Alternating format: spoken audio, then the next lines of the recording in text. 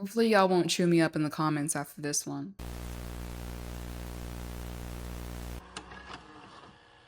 Hey guys, welcome back to the Untitled Podcast. If you're new here or returning, thank you for tuning in to listen to me up today.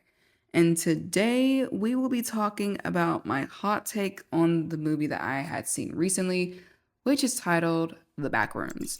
Now, I have seen fairly good reviews of The Backrooms. Like, I haven't seen anybody say anything bad necessarily about it. And even the critiques in which I'm about to give it isn't necessarily terrible. I'm just giving my opinions and pretty much expressing why it didn't hit for me. And this isn't to say that the movie was trash all in all. I'm going to make that very clear. But did it fall off? Did it fall? Yes, I fear. I fear to tell the public it did fall off for me. And here's the reason why.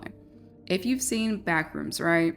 You can understand that because of the fact that it has great actresses and actors, it has good, production company like A24.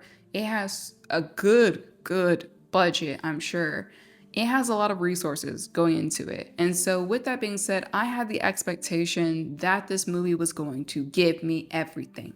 It was going to meet my expectation of this is going to scare me, this is going to unsettle me, especially when you have it coming from a company like A24 that really does pride itself on being, unique and weird and getting different shots and having, different color grading, like all these things that make a good movie, including dialogue, which is where this movie unfortunately fell off. I don't know who wrote it. I don't care who wrote it. Whoever did write it needed a couple more writers in there with them because of the fact that the whole thing was spoon-fed to you through dialogue.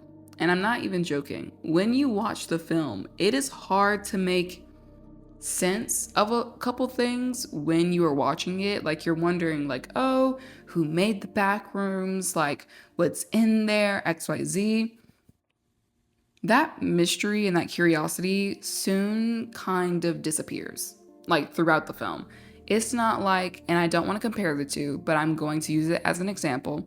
It's not like Obsession, where you have a good and well written story and it doesn't force feed you through dialogue, but it understands itself and it leaves you with questions at the end, with being curious at the end. That is good. With Backrooms, you were literally fed what happened, what's going on, where is going to go next. Like, it wasn't anything that you could be like, oh, I don't know what's going to happen next. Like, it was very much spoon-fed through the dialogue. And it's not hard to understand how the Backrooms essentially works. Which, if you haven't seen the movie, just to give you like a heads up so you can follow along,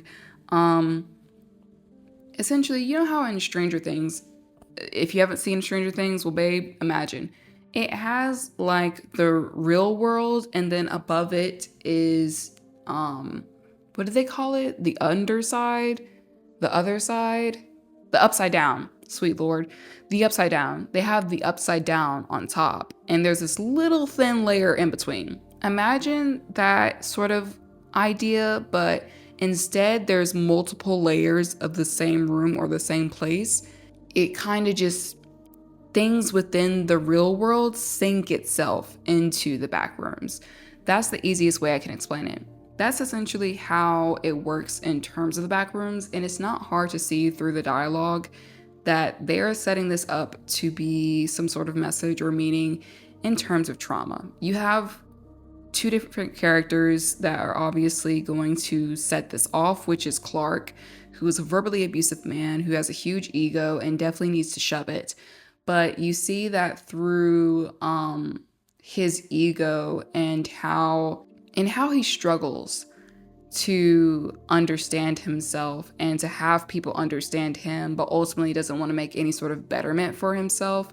How that is honestly very much destroying him from the inside out, and how it's also destroying his, relationship with his wife, which is why he was sleeping in the furniture store and not at home, because he's verbally abusive and he refuses to actually make any sort of effort to understand other people besides himself.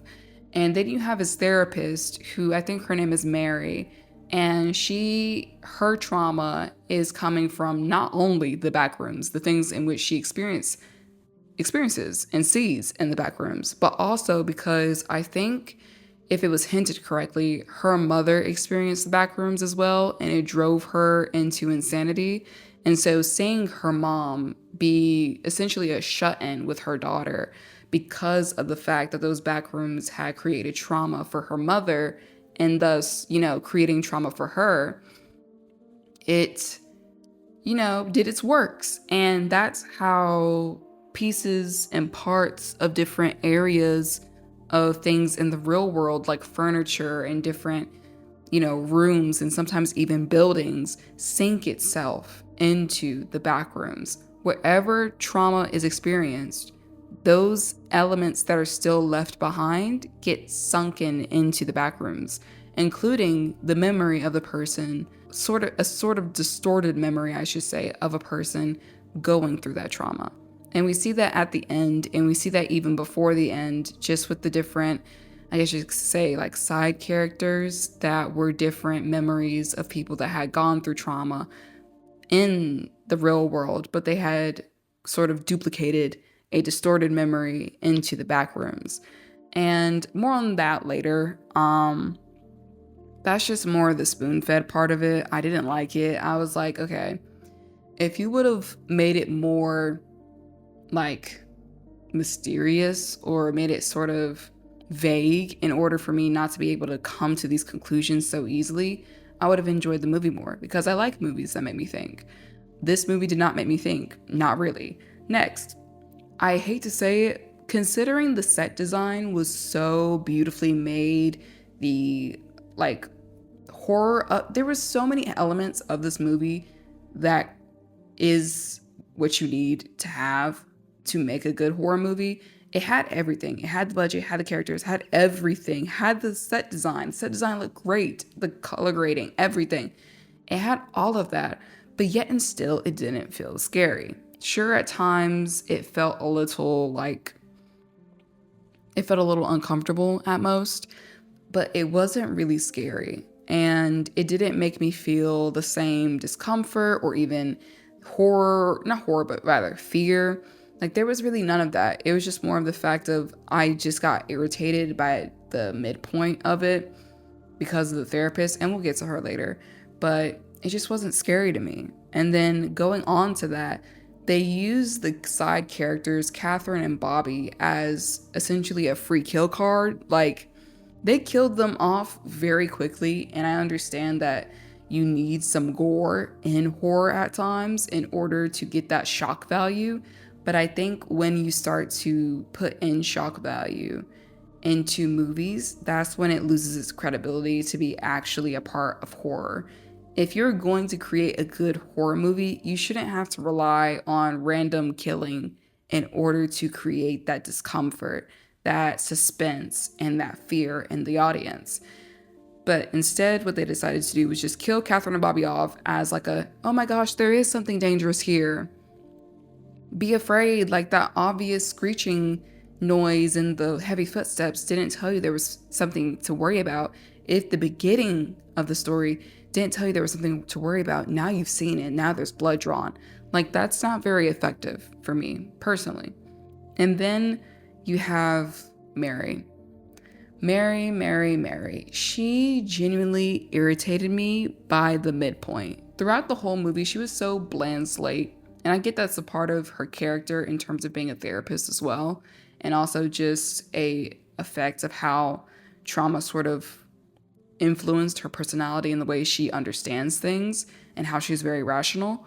But by the midpoint where she was actually in the back rooms and when she is freed, when, spoiler, Captain Clark decides to chew on the real Clark, honey, run. One of the things that I hate to see in horror is specifically the female character not having the sense of urgency we need in order to get out of a situation. I believe there should be no pauses. Girl, there is a 7-foot creature coming to you, trying to chew on you after you had seen that that creature ate the real version of itself, just chewed it up in front of you, and we're not running, like full force running. Like, she wasn't giving me track star. She was giving me like, oh my, I gotta run. I gotta go. It was like a soft jog.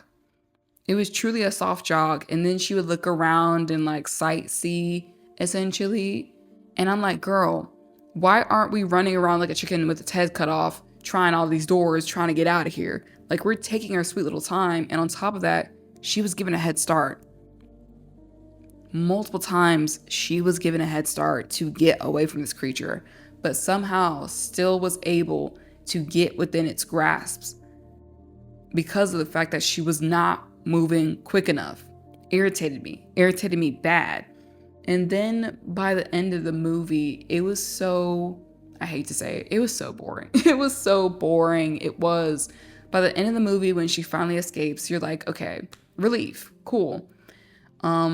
Somebody got to survive.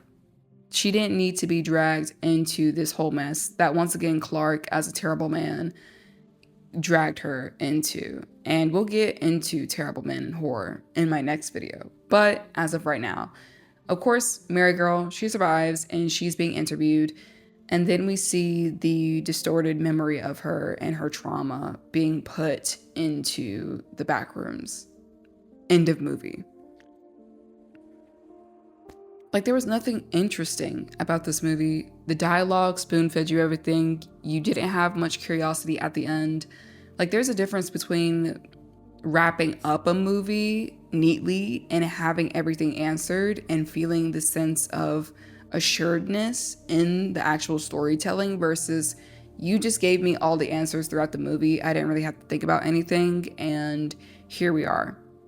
Like, it just felt like, oh, it's done. Like, there was nothing else to think about. There was nothing else to discuss. It was just very, very standard and boring in that way. And I'm so sad to see that that had happened to something like this because of the fact that, you know, it had so many resources poured into it and had the ability to be great, but it just didn't go there. And I also think another stylistic choice that could have been made was to have a first-person POV with the Backrooms, because as anybody who's seen the Backrooms on YouTube, those YouTube videos, we never actually really see the person who's, you know, recording. We just see the first-person point of view. It puts the audience in the shoes of the person in the Backrooms. I think that would have been stylistic. I think it would have been nice. I think it would have made it scarier. But in terms of everything else, it didn't serve. I fear it did not serve for me. But yeah, those were my thoughts on the Backrooms. Very little because of the fact that everything else was answered. It's not hard to think about, and it's not anything to necessarily, like, in my opinion, I'm not raving over it. It's just not one of those films for me. But if you liked it, didn't like it, neutral about it, leave a comment in the comment section if you want. You can like and subscribe if you like this podcast, or don't. You have free will. And with that being said, that is the end of today's pod. I hope you have a good one. And I'm going to go drink some water. I'm incredibly dehydrated. Anyways, I'm logging off. Bye.